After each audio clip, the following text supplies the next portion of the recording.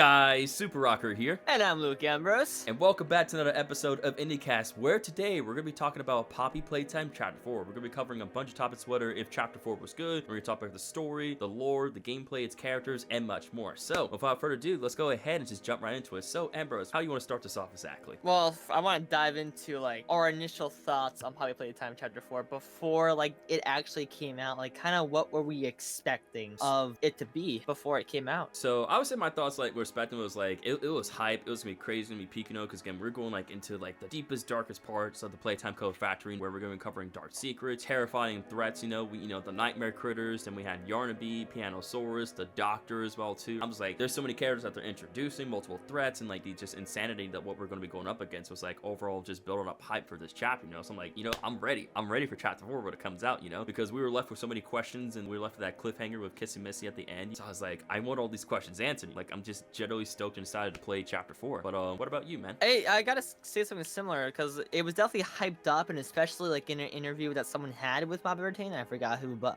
they mentioned that it was gonna be similar to a AAA game, which definitely rose the expectations for the game. Then also the mysteries around what we were left off in the previous answer, as you just mentioned, Kissy Missy. We were all left to wonder who attacked Kissy Missy and stuff like that, and we were told it was gonna be a much darker chapter, so we were all ready for much darker lore and probably a lot more gore. Yeah, exactly. I would definitely have to agree with that. I'm 100% with you. When Chapter 4 came out, Poppy was telling us about down here in the Playtime Code Factory, it's hell. There's a bunch of dark terrors, insanity around every corner and such. But we had allies down there to help us out as well too. One thing I wish that they should have done was they should have kept Doey hidden. You know what I'm saying? In terms of the gameplay trailer, they should have kept them as a voice. And then eventually, when we did get into Chapter 4, when we did get saved by this character, we'd be oh my god, so this is the person that was speaking for the trailer. This is what you look like. It's almost like what they did with Mr. Light. They didn't say anything about the character. They revealed the gameplay trailers and everything. They kept this character entirely hidden. When they revealed her, it was awesome. She had a dark story. There were multiple Mr. Lights. We know that she participated in Hour of Joy and killed that one guy. All her and her other sisters were just chasing the kid. Oh yeah, that was a funny clip. I'm I don't bro, you guys are just going after this one person. I'm dang, man. I feel so bad for that guy, bro. Did not have a chance. He had no chance. There's 10, 15 Mr. Lights. But yeah, I'm just I love the character, especially with her design. Her clothes were torn, her face was completely shattered, kind of representing how she was broken both physically and mentally, after the Hour of Joy, after they ate on, the bodies to stay alive and they ran out of food and they resorted to cannibalism, right? It really showed how the toys completely changed both physically and mentally from the prototypes, executed plan of the Hour of Joy. When they introduced Mr. Light, I thought it was great. It was a surprise. It was unexpected, but it was a welcome one, especially with your chase sequence and her death as well. Oh, absolutely. Now, that brings us to the question, since Chapter 4 is out now, we both played it, we both shared our personal thoughts on it at some point, but what did you like about the chapter? What was one of your favorite parts about Chapter 4? I would say the story, the story was great, especially how when they introduced Jack as his kid, where he was watching the, listening to the Smiling Critters commercial, and then, he opened up his, little Christmas gift, he got Doey the Doman, and he got tickets to Playtime Code Factory, a tour, and then when he fell in as well, too, I thought, oh,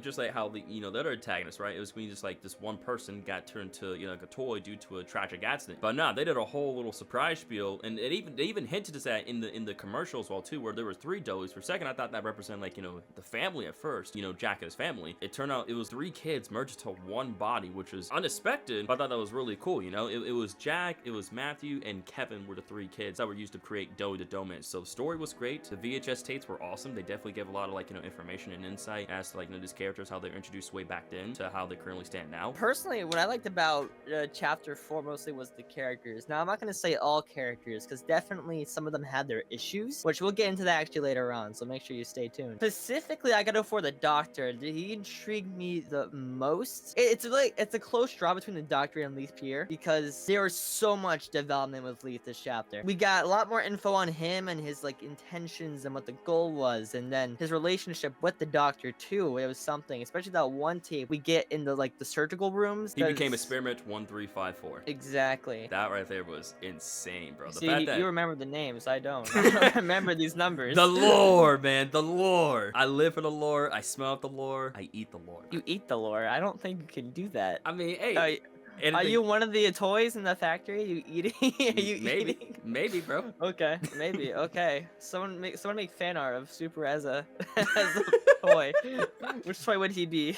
I don't know. That would be pretty cool. What toy would I be, y'all? Like, if I had to get turned to one of the existing toys within Playtime Co. or a straight up new toy, like, what do you guys think? Let me know your thoughts in the comments. I would love to know. I would be intrigued to also know. I would definitely be intrigued. So Yeah, Doctor, Leith, just kind of like those are the main things. Cause like the other stuff, like there's some stuff that weren't bad, but there are also some stuff that were like really bad. Prime example is the puzzles. My God. oh my god, them puzzles were Dude. something else, bro. The R&B puzzle. My God, that sucked. That was a puzzle and a boss fight at the same time, bro. Like, No, literally, yeah. But we'll get more into that later on. Yeah, so we'll we get- don't spoil it. yeah, we don't spoil it. But like you said, definitely with the VHS tapes, I really like, because the VHS tapes is what really helped carry the story for Chapter 4, you know? Like, why these characters did what they did. It gives a little bit of their backstory as well, too. And currently, like, what are their future goals as well, too, right? Like, we know that the prototype and the Doctor, they are working together. If you found the Time VHS tape, it does confirm that, like, you know, that both the Doctor and the prototype are working together to achieve, like, you know, a certain procedure, right? But they call it a secret, but, like, it's obviously they're trying to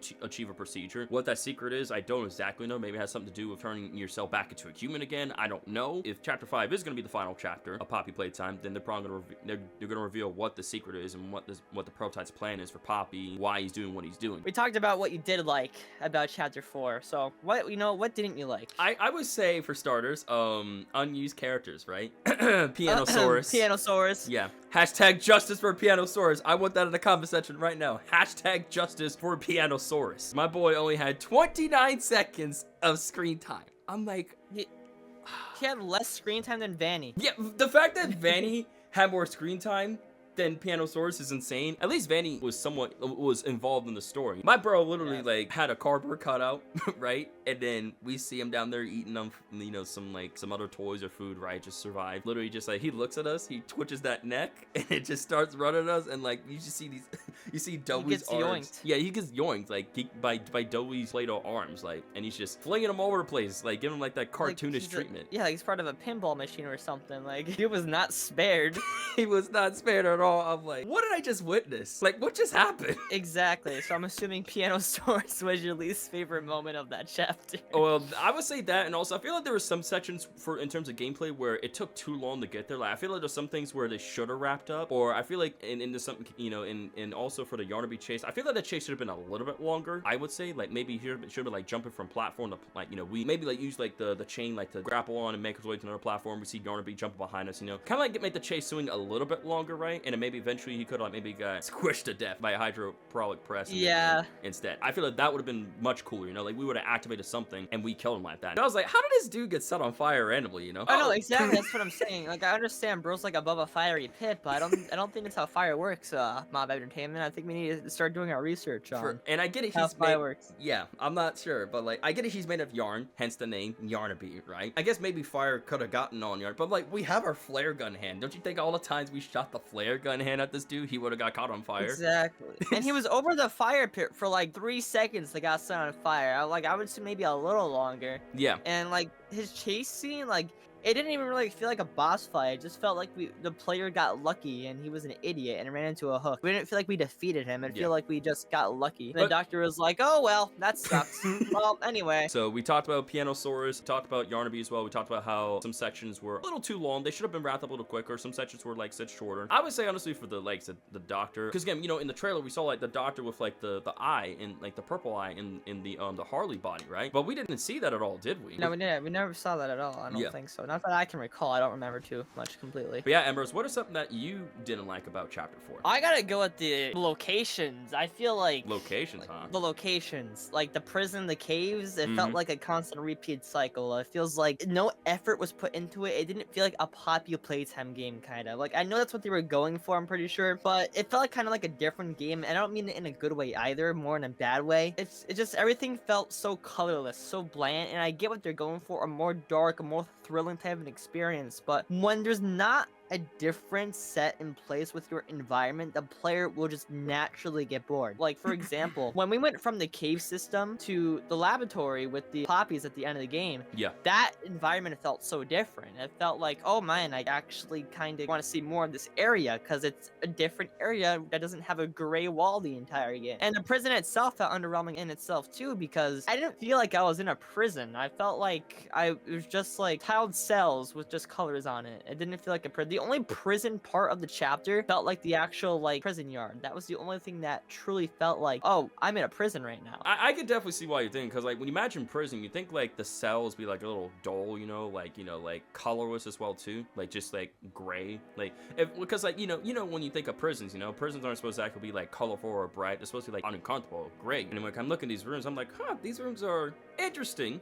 I would say, like, very interesting, choice design as well too, in terms of prison, because I think of these prisons, I think like, things like dark, cold, bland, colorless. It's still interesting choice design for the prison as well too. But yeah, I would definitely say the prison courtyard, that kind of like, especially when Doey himself was there, how he was talking about how they would come there and they like, work, and then like they would just get fed every once in a while, like saying like the guards like, all right, who's getting the food this time? Is it you or is it him? And it's like the fact that they were like having to fight for food and like, working as well too, and like they were interrogated as well. That moment right there definitely felt like prison right there, very sad. Like there was no getting out for these toys, like they were stuck there. So you really connected with these characters that were suffering under the oppressions of Playtime Code. Exactly. So we got our thoughts out there now, like what we thought before and after and like during it and stuff like that.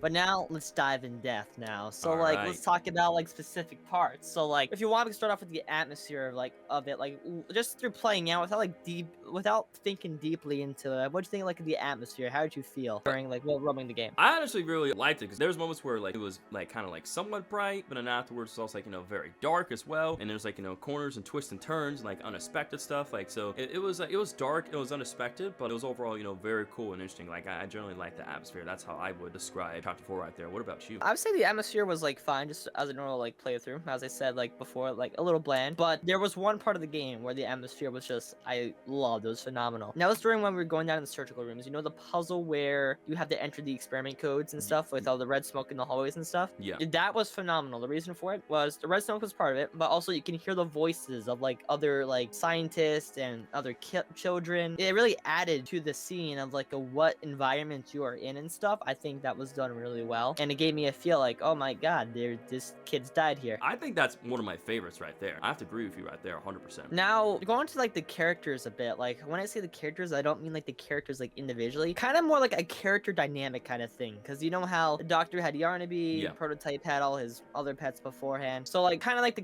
character dynamic here, like Doey, Poppy, stuff like that. Like what are your thoughts on the dynamics of this chapter between each character and the relationship what they have with other characters? So I would think we'll start off with Doey and Poppy, right? I found it very interesting because like clearly tell like these two characters have a history. We knew that Poppy at one point like was like working with the prototype, right? But then like after the Hour of Joy and how like she thought like they were just gonna leave, the prototype says no, we can't, due to what we are, we can't let the world discover the secrets of how we're living and all such, right? And we can't let this go on. But also at the same time, they can't let the toys and all this stuff starve. They'll die. The prototype executed the Hour of Joy to not only stop the torment, but also in a way it would give the toys like something to eat on, right? That being the bodies of the guilty and innocent. Poppy herself found it disgusting, like she felt remorse for the toys, but basically everything that was going on was wrong. So that's when you had this whole faction where it's like the prototype wanted to like maintain control, keep all the toys in the factory and fulfill its own goal and plans, right? Meanwhile, Poppy herself wants to free the toys and kill the prototype and end this madness, and give everybody else the one thing that the desire,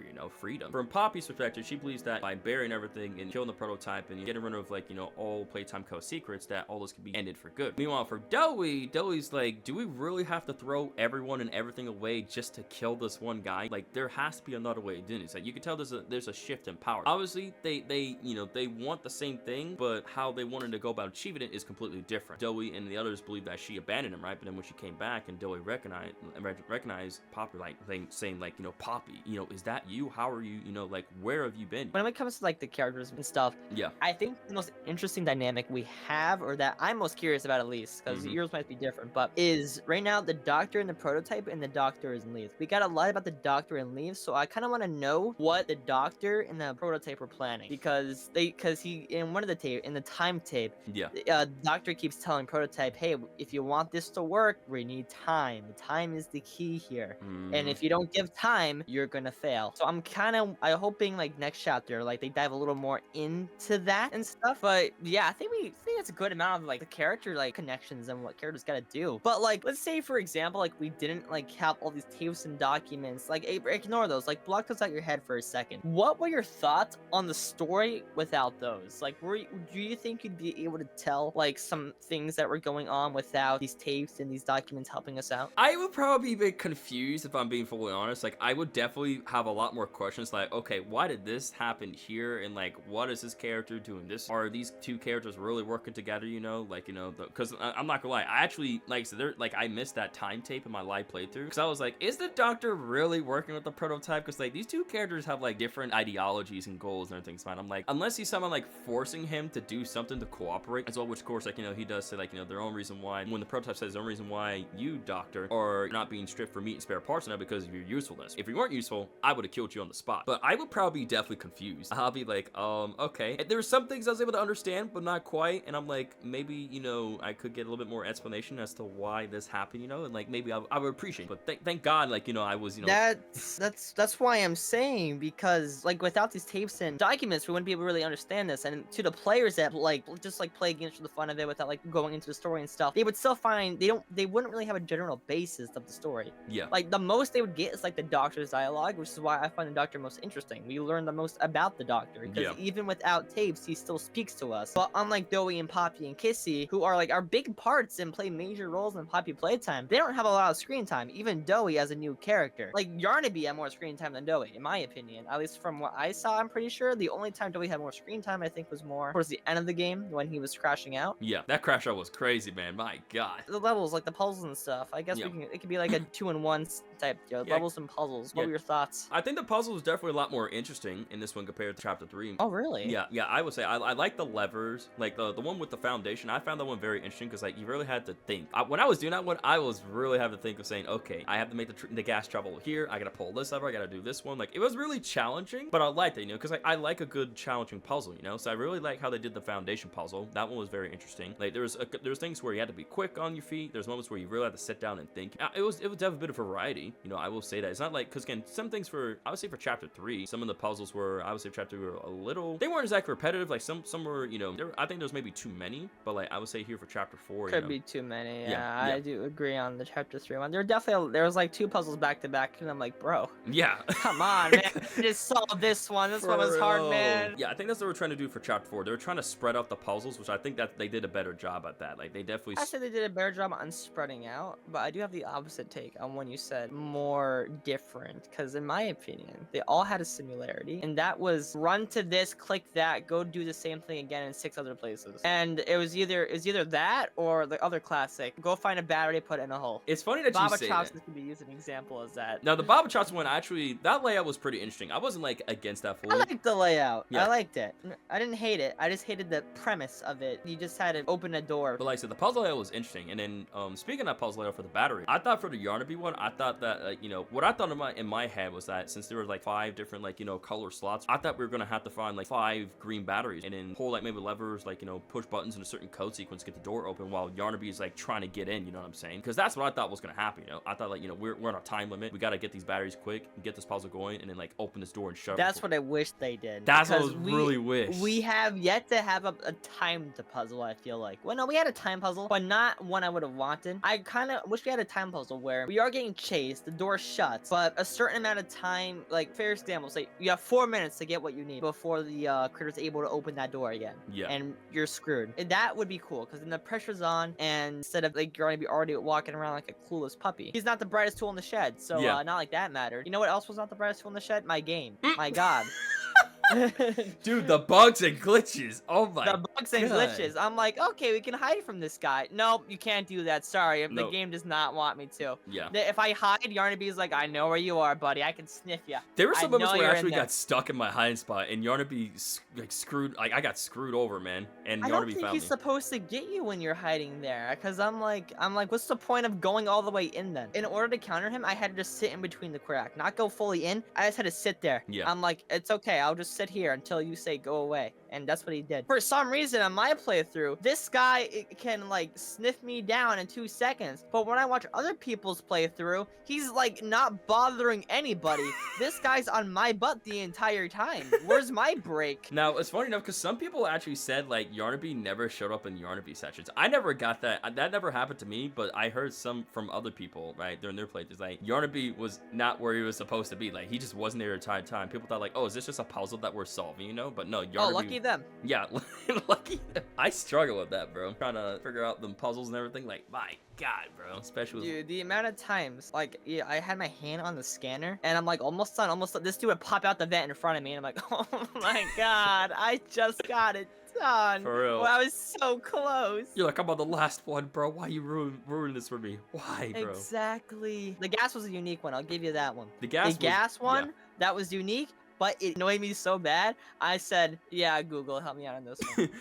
I'm not, hey, Google, I'm not sitting how here. do I pass this? Because I'm like, I'm not having a 6-hour stream today, man. And I swear, there's moments where my game would actually slow down as well, too. Because, like, I have a really good PC, but there's moments where I was traversing around the different areas, right, and playing the game. Like, sometimes my PC would, like, kind of slow down in the frame rate as well, too. I'm like, whoa, what's going on? I can vouch for that because I crashed 2 times. 2 times? My playthrough. Yeah, I crashed twice. Dang. I believe...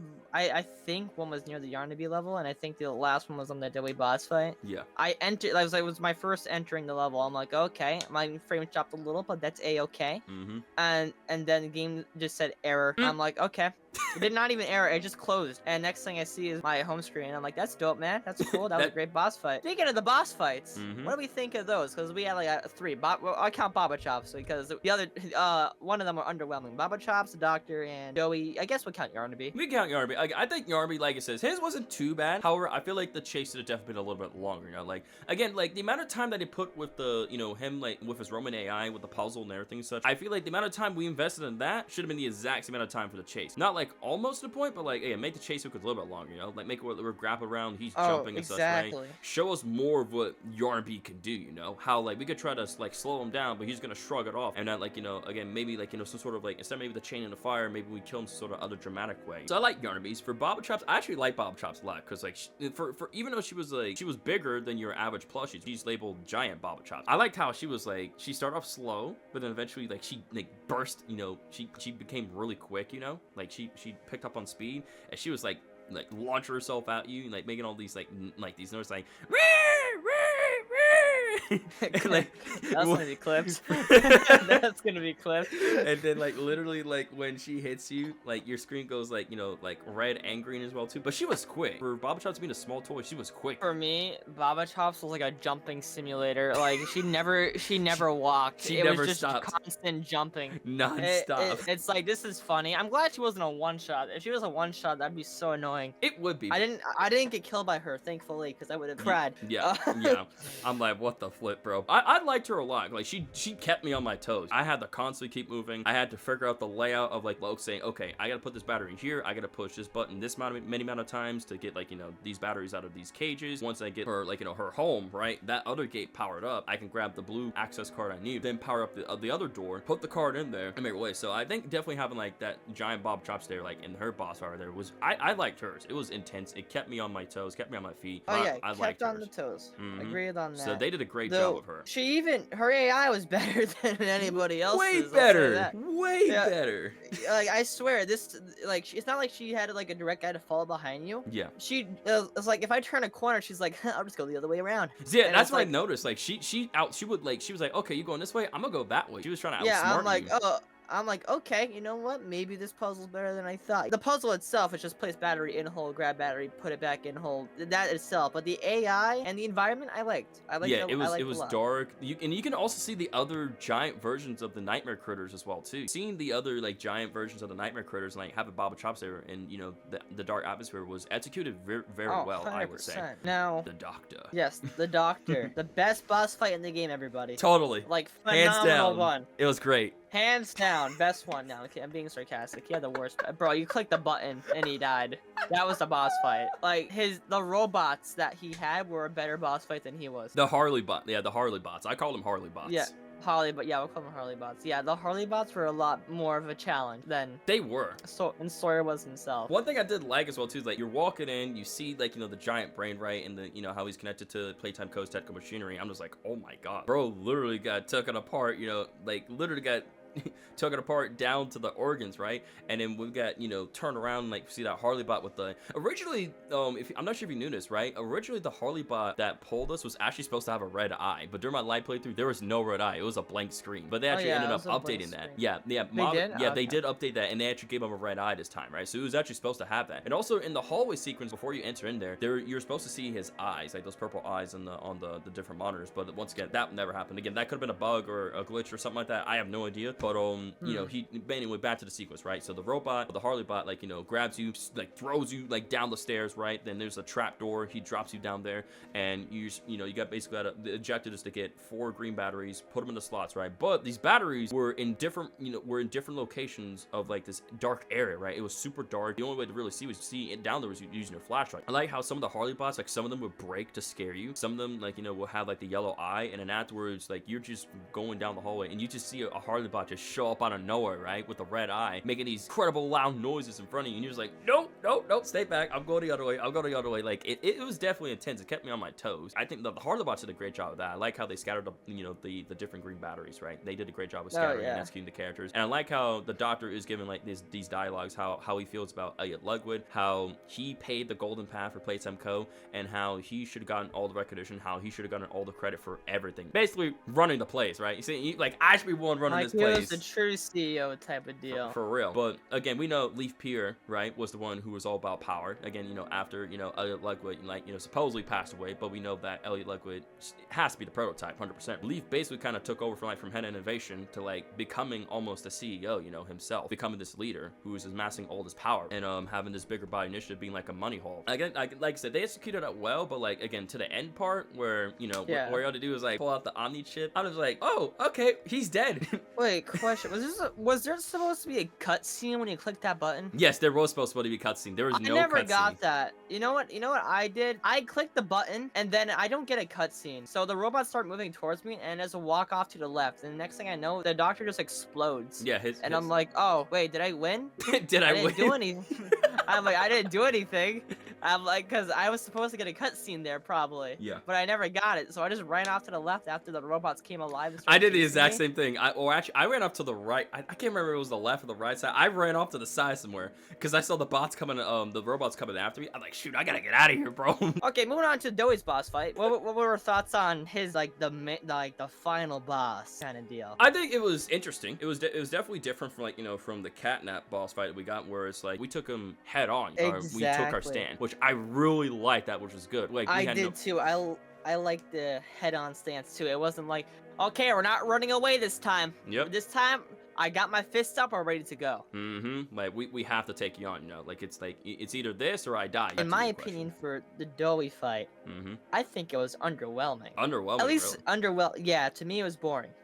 Chapter 1, run away. Chapter 2, run away. Chapter 3, head on. I really liked that. Yeah. But Chapter 4, it wasn't really a head on. It was more of, hey, what a coincidence. You ran right into my frozen trap. Ha ha ha. Now I'm gonna saw you down. It was a runaway / head on scenario, like more of a runaway. They're trying to combine the two elements. That's what they were trying to do. Yeah, but it felt more like runaway. Yeah. Especially when bro went on top of it and started spewing stuff. What I didn't get is I hid in the cave and I'm like, surely it won't go through the ceiling and hit me. It goes through the ceiling and hits me. I'm like, this makes sense. What a great game.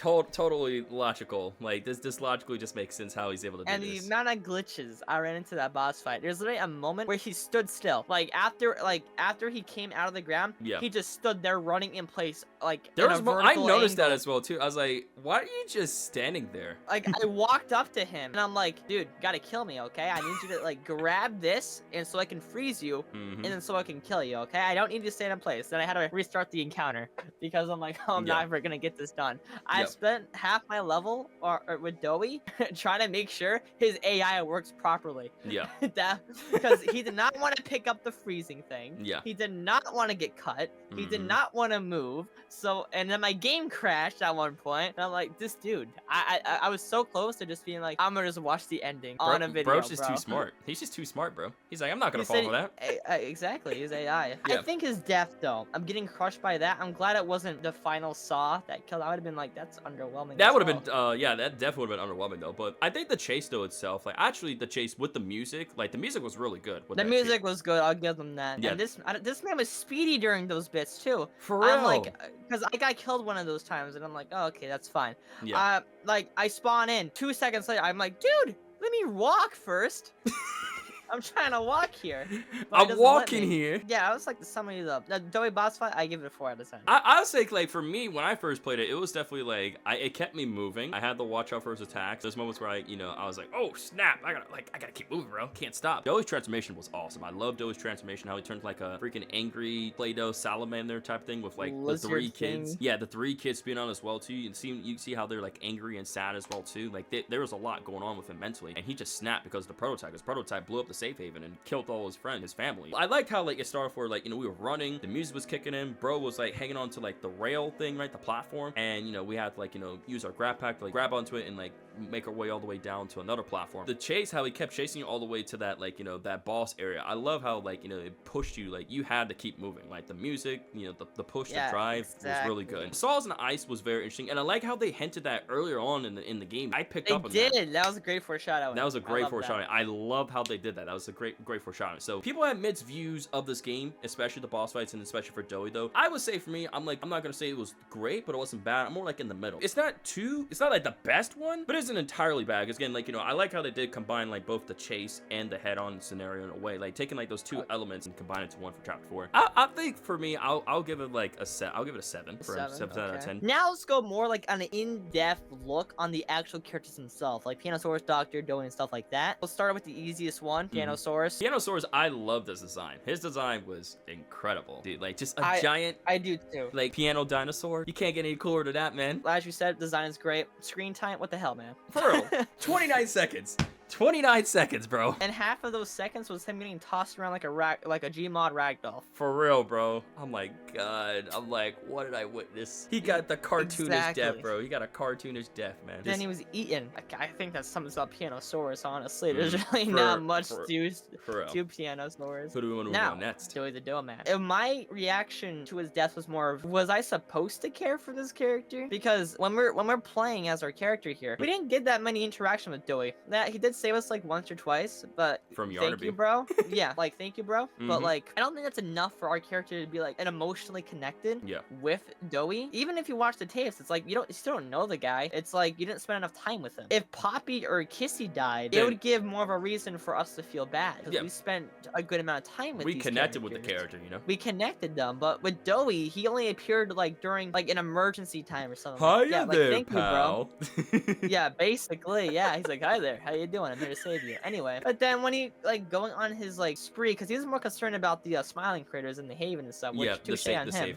He's a caring person, or at least the kid inside him is a caring person. We didn't really have time to connect. So like when we killed him, then when Poppy was pissed at us, it's like I didn't think I was supposed to be mad or sad about his death because he was trying to kill us. He do? Yeah, he tried to kill us. Why should I care for him? It's like we treated him the same as Huggy, Catnap, Mommy. The doctor. It was no different. The doctor, Yarnaby. It's like, you try to kill us, we'll kill you back. Yeah. Simple as that. It's self-defense, bro. Self-defense. So, yeah. That's why I disagree with the fact, like, of us feeling sad for the character. I mean, I just feel bad because it's kids, These are 3 kids It's kids. Yeah. With that, you could feel bad for basically any of the characters, because, like, for example, like, I guarantee you, like, Pianosaurus or Kissy Missy didn't want to turn out like this, and at some point, that they gotta live like this the rest of their lives. Yeah. This is how they look now. They gotta deal with it, suck it up. For real. In a way, you could kind of think of it as like killing them is kind of like saving them. In a way, They don't. yeah. In a way, they're not stuck in these monsters now. If you think about it, if you killed Huggy Wuggy, that would be the most monumental death because he can't even speak. Kissy Missy He also can't- doesn't speak. Yeah, she doesn't speak, but you can still tell she has emotion, and Yeah. she's able to control it still, and she can hear you stuff. In a way, Yeah. I like to think Kissy Missy as a better version of Huggy. She has the same aggression, I feel like, 100%, as shown like she immediately tackled us. Yeah, in when we chapter got that 3. Home Sweet Home. Yeah. And she was gonna kill us, but then she listened to Poppy. She's open to listening and hearing you out. Overall, like with the tapes, Doey's a solid character. He definitely had one of the top 3 best tapes in my opinion. 100% That one tape correct. where his parents got murked. Yeah, that one. That a was fire sad. tape. That was a good That tape. was sad. But that it was really that was good. a good tape. Really good tape. It gave us actually a lot of information on Doey and His instability, how the part of him being Jack, like, misses his parents. Because he's a combination of those 3 kids, those thoughts and memories and that personality, they're bouncing off back and forth with each other. So yeah, exactly. it's messing up with like his memory of him like recognizing his parents, The fact that the scientist shut the door on him and like Doey killed them, I'm like, that gotta show you how evil Playtime Co scientists were, man. Like, God. Exactly. Messed up. He had a cruel treatment. He was really cruel. Yeah. And especially because one of the other kids inside him felt raged and betrayed by humans. Yeah. That's what caused him to kill Jack's parents. And that's unfortunate because I guarantee you Jack was crying on the inside and stuff like that. Oh, 100%. Because technically he killed them too. Yeah, he he was did. part of it. So that's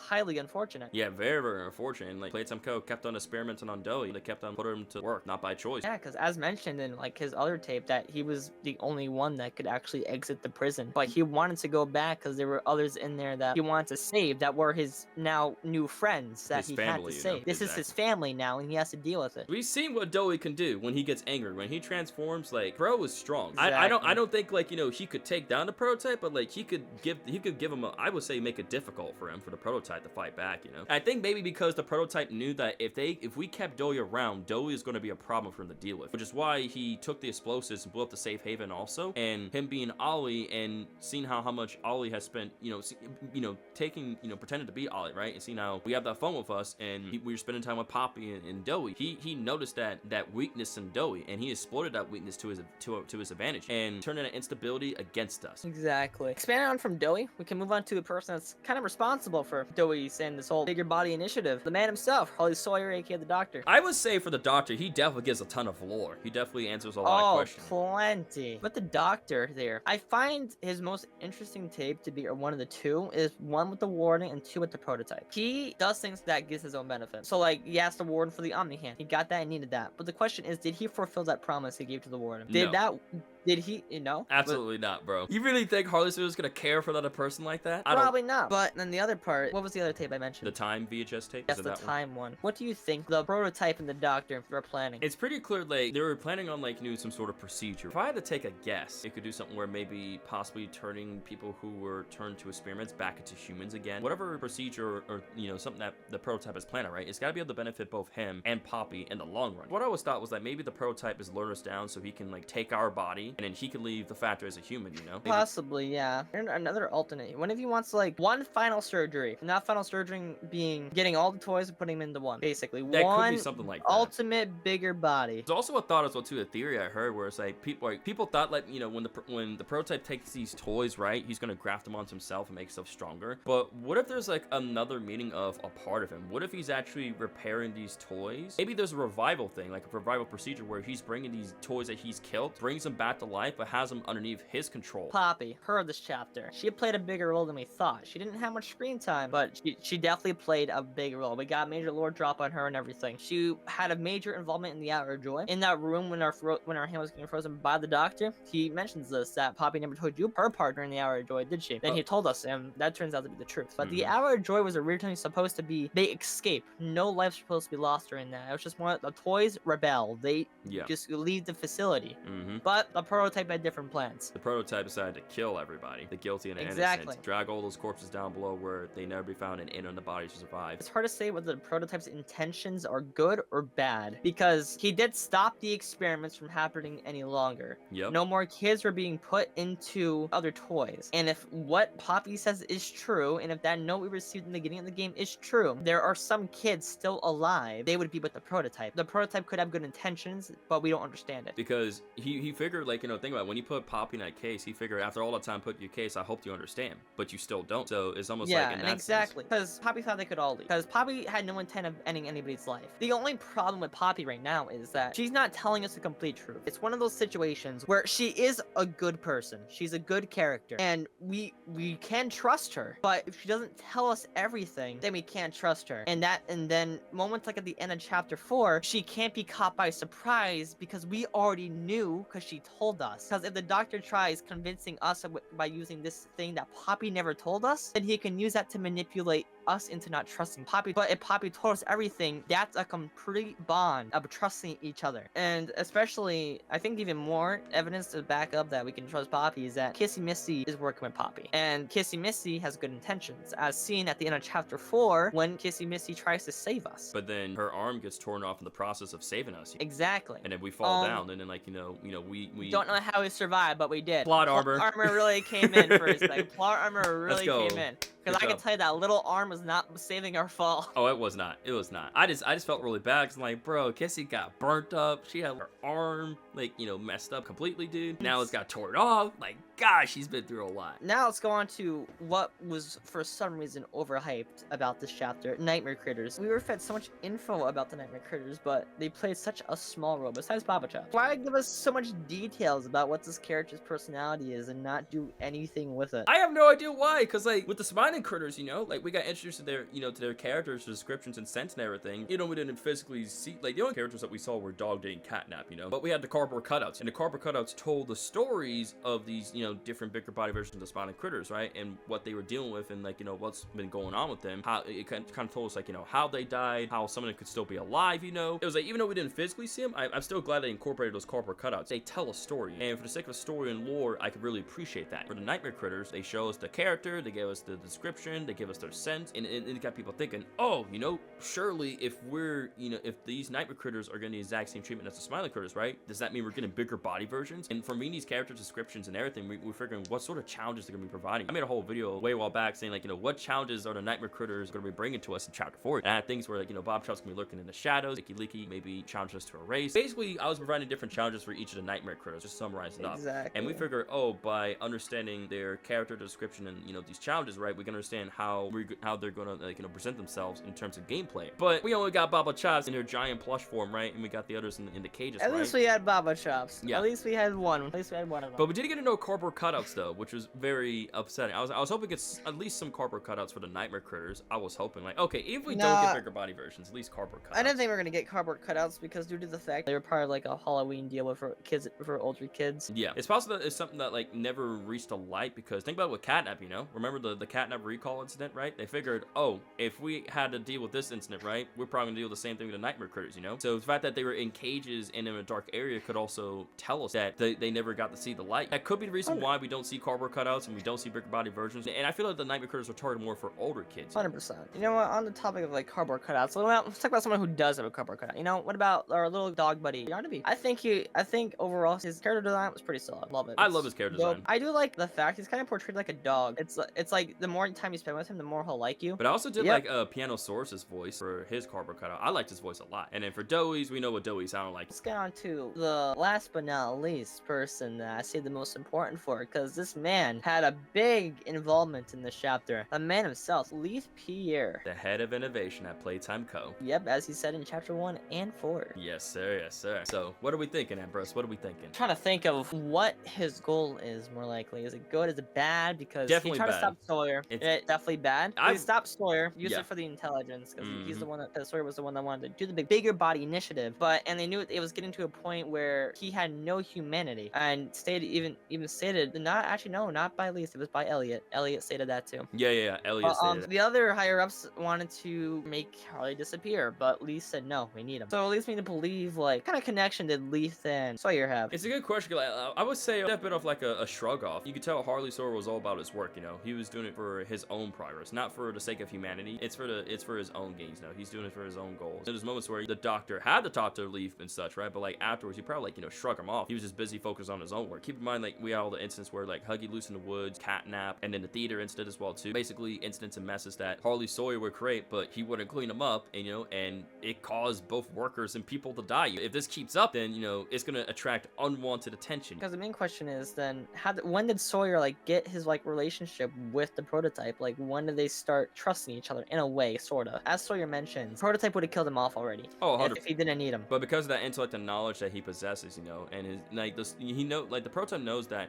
Sawyer is his best chance of cracking that secret. Again, what that secret is, we don't know. We're gonna have to wait till chapter 5. Again, we made our own guesses beforehand, right? It could be where either it could be something where he's trying to turn himself back into a human again. Maybe a revival procedure, where he's trying to like bring someone back from the dead. It's all speculation. But whatever the case is, right? He can't achieve it on his own with the amount of time he has, right? Especially how we're getting closer and closer to the lab. They need more time. That's what the doctor says. Like, without me and without enough time, this ain't gonna work at all. You will fail every single time. No, there's really not much else on Pierre. It's like, because another thing, he like filmed these tapes, like knowing damn well someone would come back. Oh yeah, 100%. He knew somebody was gonna come back, because again, Leaf Pierre's gotta have like a way of like getting around the factory, like without anybody knowing this, right? It's pretty clear that as the head of innovation, security, and everything, he definitely has like secrets he holds, right? Maybe like some sort of secret room, secret passageway, or like something like that where he's going about placing these tapes. Because how on earth would bro just have a tape in that entrance to the laboratory? And he said the second you put this tape in, like it triggers an alarm, and like as soon as that go off, like someone's gonna know where you're at. So if I were you, I start running. It makes me think like that tape was meant for us. Exactly. Like, there's no way that the prototype or anyone else made that tape. It had to have been Leaf Pierre himself. I doubt any normal person would even make that far down, especially in a factory full of workers. You would not make it that far down. Yeah, absolutely. That would have to be after the hour. That would have to be during when everyone was dead.